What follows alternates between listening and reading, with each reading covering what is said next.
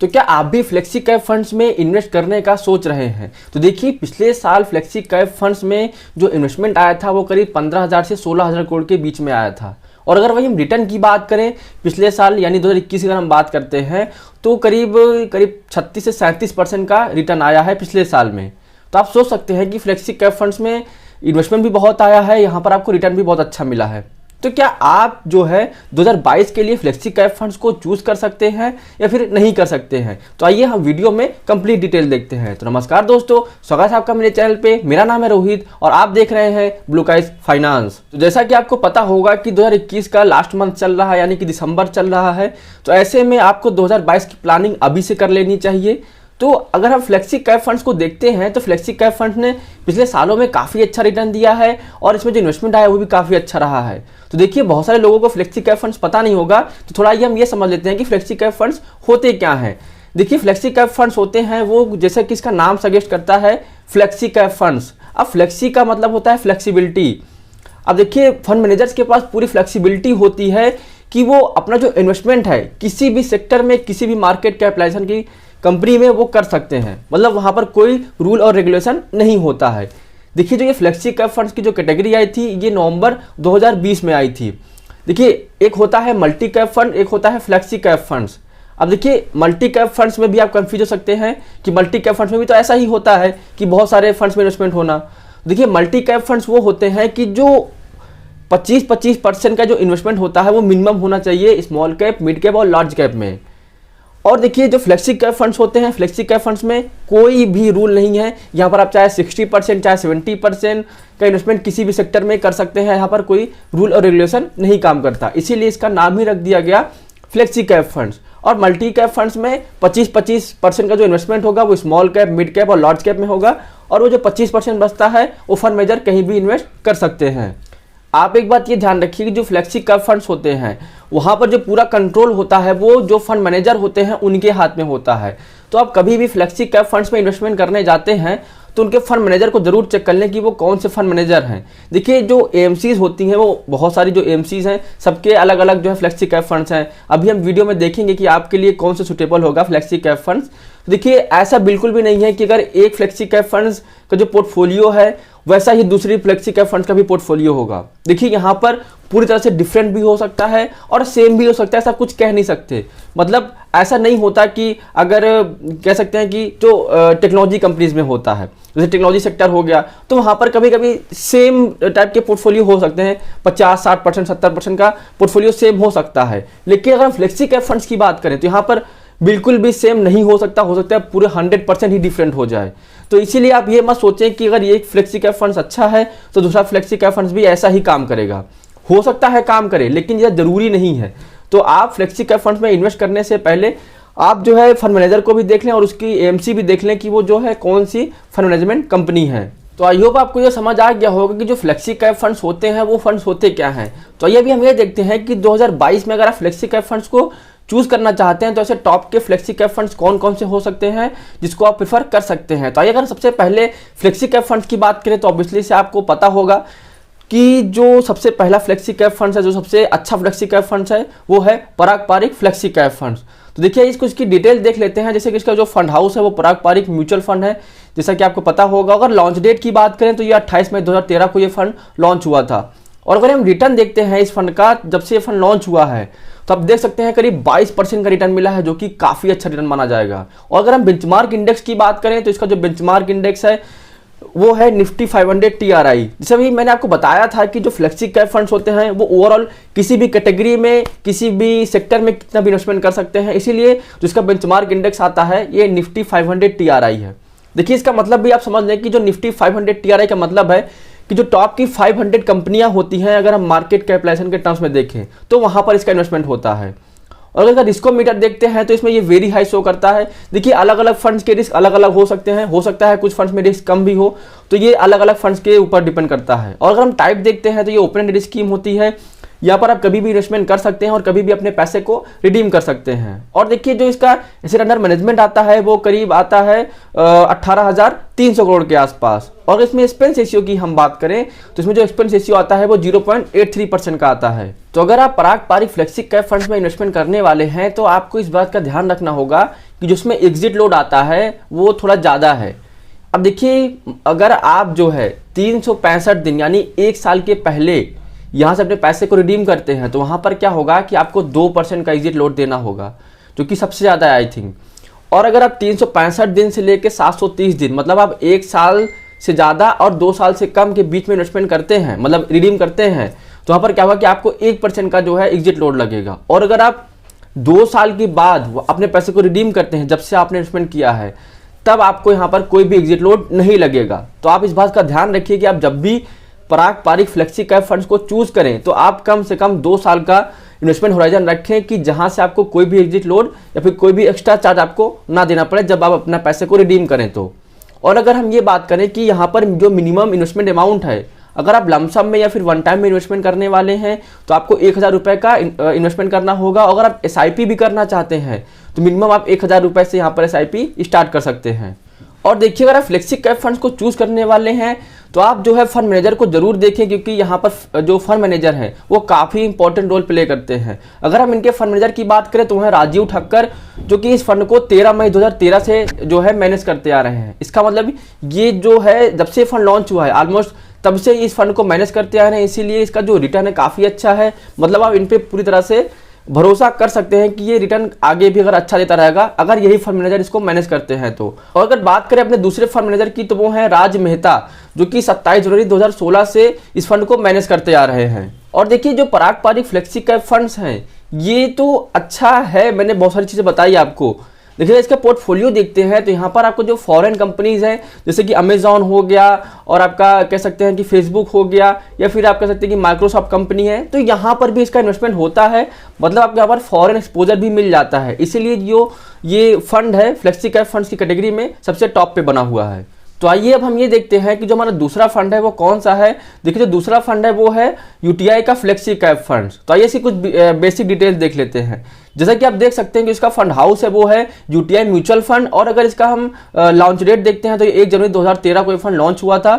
और अगर रिटर्न देखते हैं इसका जब से फंड लॉन्च हुआ है तो करीब 18% के आसपास रिटर्न देता आया है। और अगर इसके बेंचमार्क इंडेक्स की बात करें तो इसका जो बेंचमार्क इंडेक्स आता है वो निफ्टी 500 TRI है। आपको समझा दिया था पहले ही कि निफ्टी 500 TRI का क्या मतलब है। और अगर रिस्को मीटर की बात करें तो ये फंड भी काफ़ी रिस्की फंड है। और इसकी टाइप की बात करें तो जैसा कि ओपन एंडेड स्कीम है, यहाँ पर आप कभी भी इन्वेस्टमेंट कर सकते हैं, कभी भी अपना विड्रॉ कर सकते हैं।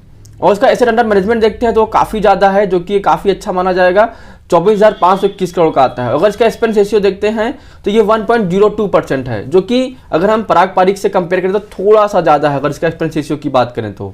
वही अगर हम बात करें इस फंड के एग्जिट लोड की तो जिस फंड का एग्जिट लोड आता है, अगर आप 365 दिन के पहले इसमें जो अपना रिडीम्पशन करते हैं तो वहाँ पर आपको जो है 1% का एग्जिट लोड देना होगा, यानी कि एक्स्ट्रा चार्ज देना होगा। अगर आप 365 दिन के बाद अपना आप रिडेम्पशन करते हैं इस फ्लेक्सी कैप फंड से तो आपको कोई भी एक्स्ट्रा चार्ज नहीं देना होगा। और अगर वहीं हम बात करें यहाँ पर मिनिमम इन्वेस्टमेंट अमाउंट की कि आप मिनिमम कितने से स्टार्ट कर सकते हैं, तो अगर लमसम में या फिर वन टाइम में इन्वेस्टमेंट करना चाहते हैं तो आपको 5,000 रुपये का इन्वेस्टमेंट करना होगा। अगर वहीं आप SIP स्टार्ट करने वाले हैं तो आपको 500 रुपये से जो है मिनिमम SIP स्टार्ट करनी होगी।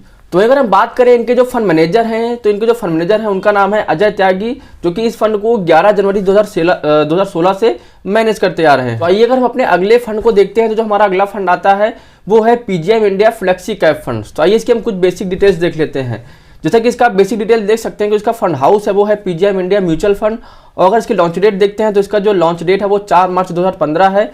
और अगर हम इसका रिटर्न देखते हैं जब से फंड लॉन्च हुआ है तो वो करीब 7.5% के आसपास आता है। और इसका बेंचमार्क इंडेक्स देखते हैं तो भी निफ्टी 500 TRI है। और इसका रिस्को मीटर की बात करें तो वो भी जो है ये रिस्की फंड्स है काफ़ी। और अगर इसका टाइप देखते हैं तो ओपन एंडेड स्कीम है, आपको जैसे बता दिया हूँ पहले। और इसका एसेट अंडर मैनेजमेंट देखते हैं तो वो थोड़ा सा कह सकते हैं कि काफ़ी कम है। अगर हम जो 2 फंड्स पहले बात कर चुके हैं तो इसका करीब 2,888 फिर करीब 2,900 करोड़ के आसपास आता है। इसका अगर एक्सपेंस रेशियो की बात करें तो इसका एक्सपेंस रेशियो काफ़ी कम है, जैसा कि आप देख सकते हैं 0.19% का है। तो वही अगर हम बात करें इस फंड के एग्जिट लोड की तो इसमें जो एग्जिट लोड आता है वो थोड़ा अलग काम करता है। मतलब कि अगर आप 3 महीने से पहले अपना जो यहाँ पर रिडीम्शन करते हैं तो आपको जो है ½ का एक्स्ट्रा चार्ज देना होगा, यानी कि एग्जिट लोड देना होगा। अगर आप 3 महीने के बाद यहाँ से अपने फंड को रिडीम करते हैं तो आपको कोई भी एक्स्ट्रा चार्ज नहीं देना होगा। और अगर हम बात करें मिनिमम इन्वेस्टमेंट अमाउंट की कि आप मिनिमम कितने से स्टार्ट कर सकते हैं, तो अगर आप लमसम में इन्वेस्टमेंट करना चाहते हैं तो आपको 5,000 रुपये का इन्वेस्टमेंट करना होगा। अगर वहीं हम बात करें अगर आप SIP स्टार्ट करने वाले हैं तो आपको मिनिमम जो है 1,000 रुपये से आप SIP स्टार्ट कर सकते हैं। तो अगर हम बात करें इनके फंड मैनेजर की, तो इनको जो फंड मैनेजर हैं वो है अनिरुद्ध नाहा जी, जो कि 5 अप्रैल 2018 से इस फंड को मैनेज करते आ रहे हैं। तो आइए अगर हम अपने अगले फंड को देखते हैं, तो जो हमारा अगला फंड आता है वो है आदित्य बिरला सन लाइफ फ्लेक्सी कैप फंड्स। तो आइए अगर इसकी कुछ हम बेसिक डिटेल्स देखते हैं। जैसा कि इसकी बेसिक डिटेल्स देखें तो जो इसका फंड हाउस आता है वो है आदित्य बिरला सन लाइफ म्यूचुअल फंड। अगर इसके हम लॉन्च डेट देखते हैं तो वह 1 जनवरी 2013 की। और अगर इसका हम रिटर्न देखते हैं जब से ये फंड लॉन्च हुआ है तो ये भी करीब 18% का रिटर्न देता आया है। और इसका हम बेंचमार्क देखते हैं, बेंचमार्क इंडेक्स, तो वह है निफ्टी 500 TRI। अगर इसको मीटर की बात करें तो वो भी बहुत हाई है इसका। और इसका टाइप देखते हैं तो वो ओपन एंडेड स्कीम है। और अगर इसका हम एसेट अंडर मैनेजमेंट देखते हैं तो वो है 15,514 करोड़ का, मतलब काफ़ी अच्छा फंड ये मैनेज करते हैं। और इसका हम एक्सपेंस रेशियो देखते हैं तो इसका एक्सपेंस रेशियो आता है वो 0.88% है, जो कि अपने एवरेज से अगर कंपेयर करते हैं फ्लेक्सी कैप फंड की कैटेगरी से तो वो उसी के हिसाब से है। और अगर इसका हम जो है एग्जिट लोड देखते हैं तो अगर आप 365 दिन से पहले का रिडीम्शन करते हैं तो वहाँ पर आपको 1% का एग्जिट लोड देना होगा, फिर एक्स्ट्रा चार्ज देना होगा। अगर आप 365 दिन के बाद यहाँ से अपना रिडीम्शन करते हैं तो वहाँ पर आपको कोई भी एक्स्ट्रा चार्ज नहीं देना होगा। और अगर हम यही बात करें मिनिमम इन्वेस्टमेंट अमाउंट की कि आप मिनिमम इसमें कितने से स्टार्ट कर सकते हैं, तो अगर आप लमसम इन्वेस्टमेंट करना चाहते हैं तो आप 100 रुपये से भी स्टार्ट कर सकते हैं। अगर आप SIP करना चाहते हैं तब भी आप 100 रुपये से इसमें अपनी SIP स्टार्ट कर सकते हैं।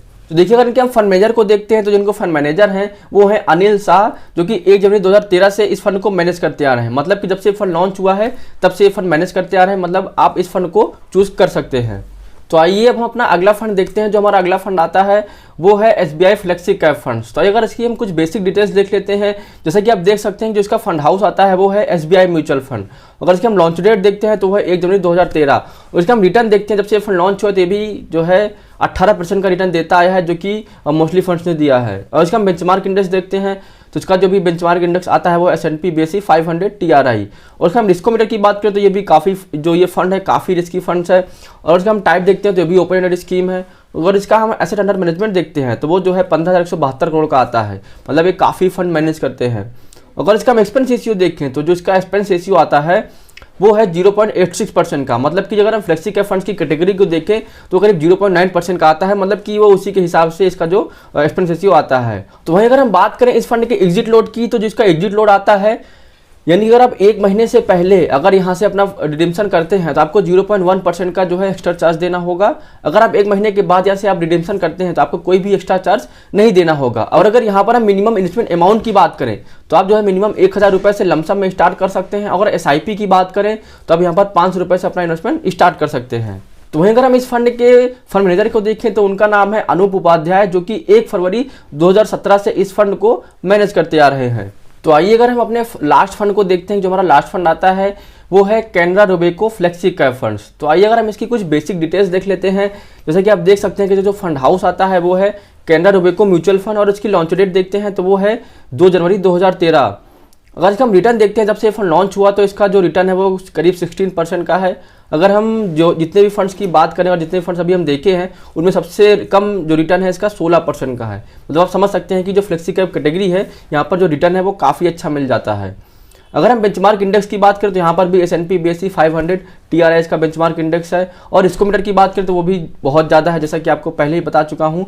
और इसका टाइप देखते हैं तो ये भी ओपन एंडेड स्कीम है। अगर इसका हम एसेट अंडर मैनेजमेंट देखते हैं तो ये भी काफ़ी अच्छा फंड मैनेज करते हैं, करीब 6,168 करोड़ का। एक्सपेंस रेशियो की अगर हम बात करें तो इसका जो एक्सपेंस रेशियो आता है वो है 0.55% का। मतलब अगर दूसरे फंड से कंपेयर करें तो ये जो है यहाँ पर एक्सपेंस रेशियो आपका काफ़ी कम है।